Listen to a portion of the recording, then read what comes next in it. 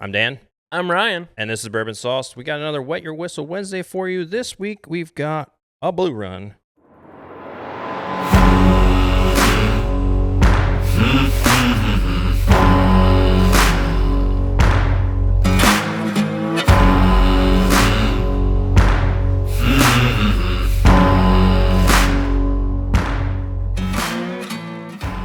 And this one's called what?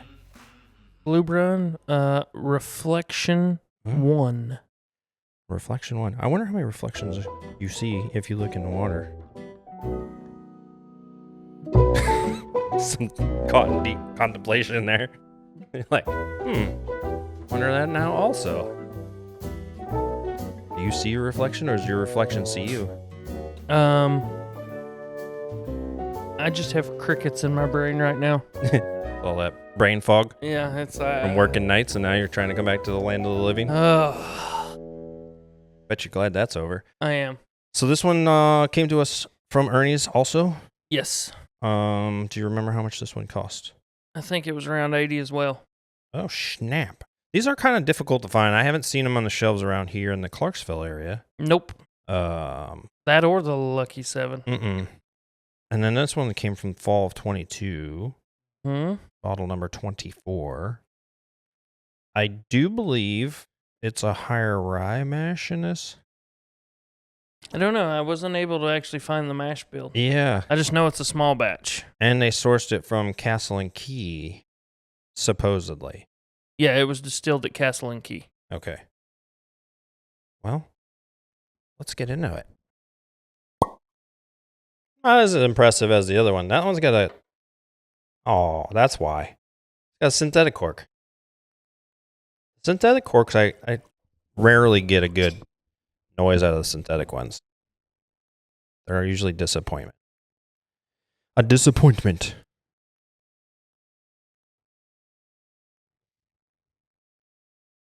This one's lighter in color. Like a... It is. Reminds me of syrup. Yeah, I can see, yeah. Like pancake syrup. Yep. I would agree with that. Like, Miss Butterworth. Ooh, that's a good one. Because it's a liquidier, lighter. Yeah, it's not as thick. Yeah, as like Aunt Jemima. The legs on this are kind of short. Ooh, I almost spilt it out the cup. I swirled it. That would have been hilarious. That's very cherry forward on the nose.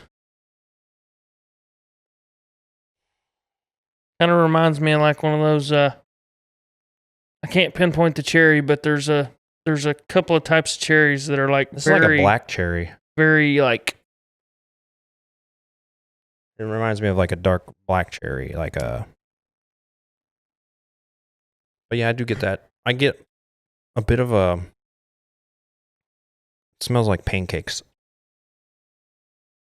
with syrup on them. It's almost like a cherry and butterscotch creaminess. Yeah, I can see that. I can see that. Well, cheers. Cheers.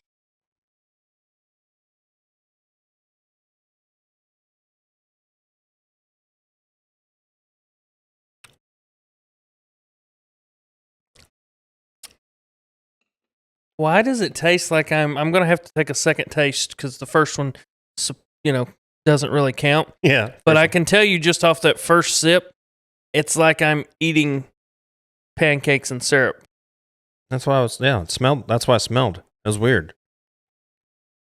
And also, I get oak in the taste now. And there's no age statement on this bastard. I mean, it's like I'm drinking pancakes and syrup.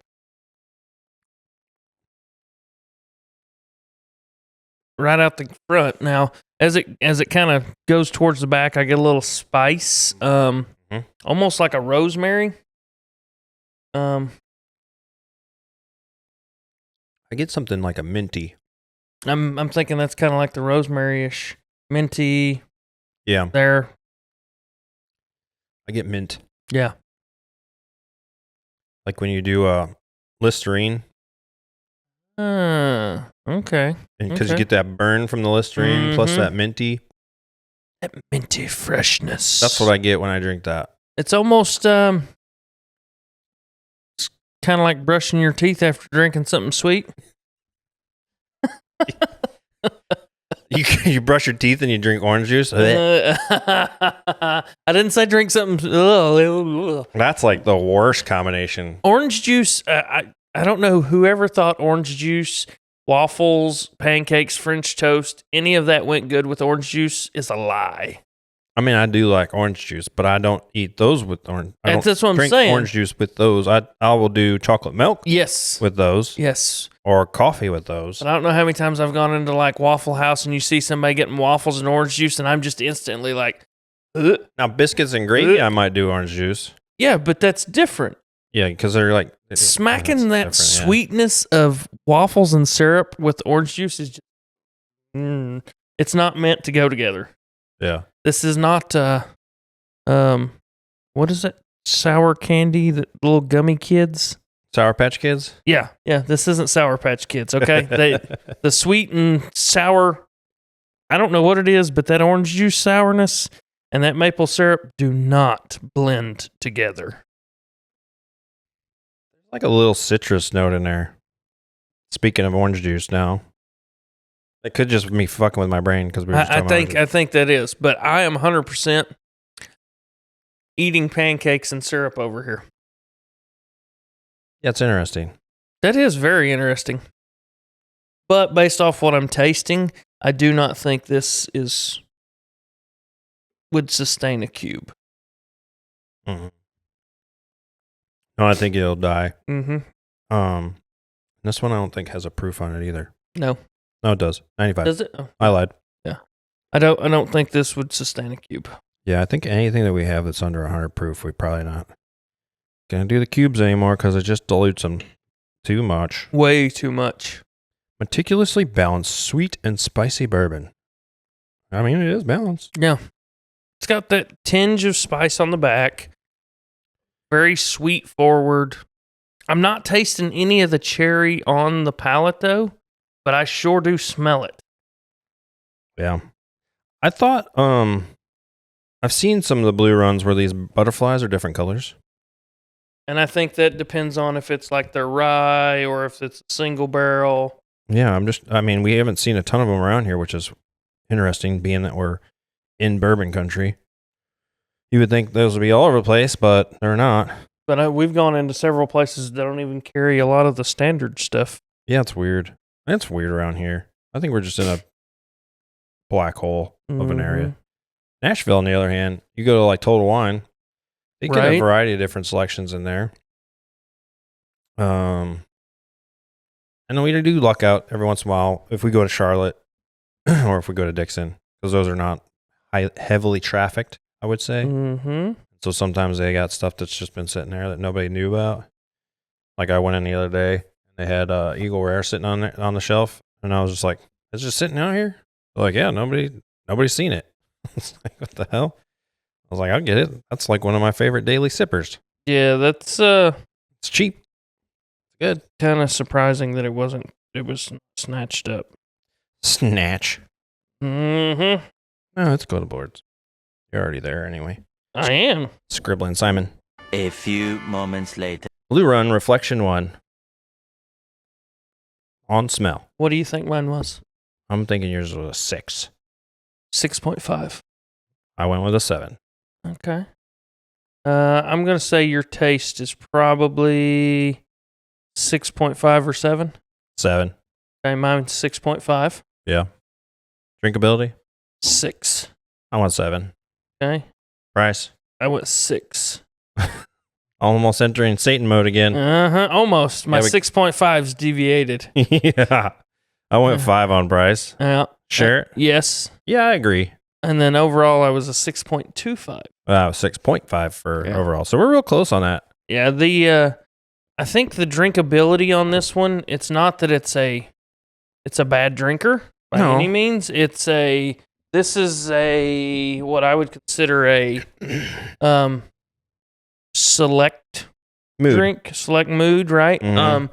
This is not I just want to pour a drink and I just come and grab it off the shelf and pour a drink. I'm craving this because this is a very particular, I can't say that I've ever come across a bourbon where it tastes like I'm drinking pancakes and maple syrup. Yeah, I guess if you wanted that particular flavor. Yeah. So that's where the drinkability for me kind of went down a little bit. Yeah. I just didn't like the mintiness of it for me. Yeah? Yeah, I don't like stuff that tastes like mouthwash in a way because it has that same coating, drying out feeling. So you don't like a mint left on your pillow? No. Don't leave no farts on my pillow either. I don't want no pink eye. I can't help what Thor does. I know. A little bastard. Overall it is a pretty good bourbon. Yeah. Middle of the road. Price point, I would say it definitely should be around 50-ish. But also you have to take into account, once again, these are more niche, Mm-hmm. right? They're not very, very easily accessible. So, I can understand the prices being where they are, but I'm still a firm believer that there's just not a bottle of bourbon out there that should cost an arm and a leg. Yeah, for it being bottle number 24, that's a low bottle number. It is. So it means they obviously don't do a ton of bottles per run. Right. So, that has to be taken into consideration. Makes them harder to find, Mm-hmm. clearly. Well, it was what, SIP Awards 2022? Yeah, it did win that. Mm-hmm. And I think overall they've gotten some other golds from different places too. So, right. They're doing well with whatever they're sourcing from Castle and Key. And they're doing their own blending or whatever it is they're doing once they get the stuff. But mm-hmm. Who knows? Maybe one day we'll get in there and we'll get to talk to them and they can let us know their ins and outs about that. And then people can be educated about what goes on inside Blue Run. Everybody likes to be educated. Yeah. I like to know what I'm drinking. That's why I like bottles that have more information on, like Holiday. Holiday has a lot on their label. Or the mash build. Yeah, the mash build. That's a unique one. You can't find that everywhere, though. Well, no, not right now. You can't. Yeah. It's because that comes out of Missouri. Right. But, and so does Holiday. Holiday comes out of Missouri also. Yeah. And that seems to be a growing theme with the bourbons we're finding out of Missouri is they're very detail-oriented when it comes to what they're displaying on their bottles. And I like that. I prefer more information than less. I know some of these places like to keep it close to the chest because they don't want people going out there and replicating their taste or their profile or whatever it is. But some of the places we go to, they're like, yeah, fuck it, we'll tell you exactly what's in there. Good luck doing all the stuff we do because you don't know exactly what distillery yeast they're using. Right. You don't know where it's being stored in a rick house. If they continue storing it longer, like we found out with Southern Collective, they'll get a single barrel, and then if they decide they want to age it a little more, they do, which then changes the profile of it a bit. So it's like, just put what your mash bill is on these, at least at a bare minimum. Sometimes I feel like we're kind of like Scooby-Doo in the Mystery Machine. We're just trying to solve the mystery behind each bourbon. Yeah. Right. Yeah. And we're sometimes we miss, but sometimes we hit. But whatever. This was a pretty solid bourbon though. I would recommend it if you find it in your local little store. Local, I would. I absolutely. There's majority of the stuff we've tried. I'm good to recommend, but then you have a few here and there that's not a recommend. Yeah, we've very rarely had ones that were like, "You." I will say, Ernie's and Corbin, Kentucky, has a lot of crazy selections. Yeah. So Ernie's and Corbin is a very good place if y'all are in that area to check out. The Cellar in Charlotte is a good one. And then what's that one in Dixon? Cork and Bottle. Cork and Bottle in Dixon's another. And Riverbend. Another good one. Riverbend in Clarksville's a good one. The Legion in Oak Grove, Kentucky is pretty good. I like the Hut every once in a while. Dude, but their pricing is their pricing's wild, but the Hut has some of the most off the wall items. Yeah. Yeah, I've seen they've got some different looking Johnny Walker bottles for scotch that I have never seen before. That are like got painting, mosaic stuff all over them, and then they've got there was something else. But the cool thing about the Hut is you can actually shop their stuff online. Like you can actually see what they have online before you go in. Yeah, for the most part, it's up to date, which is nice. And if you get to talking to the owner, oftentimes he'll put you on a list of like people to call when they do get certain things in.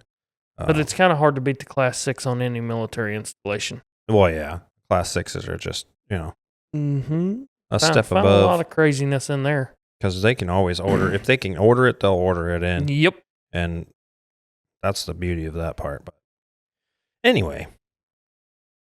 Please like, subscribe, share with your friends. Helps us out.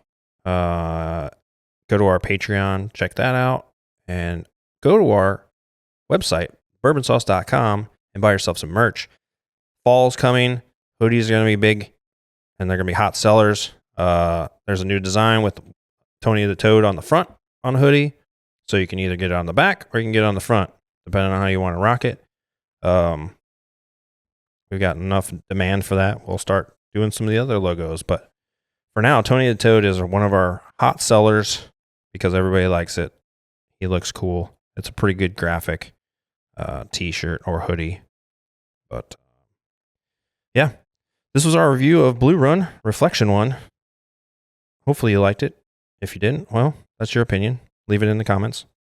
But until next time, hopefully enjoy your favorite beverage. Hopefully it's bourbon. Till next time, get sauced. Cheers. Cheers.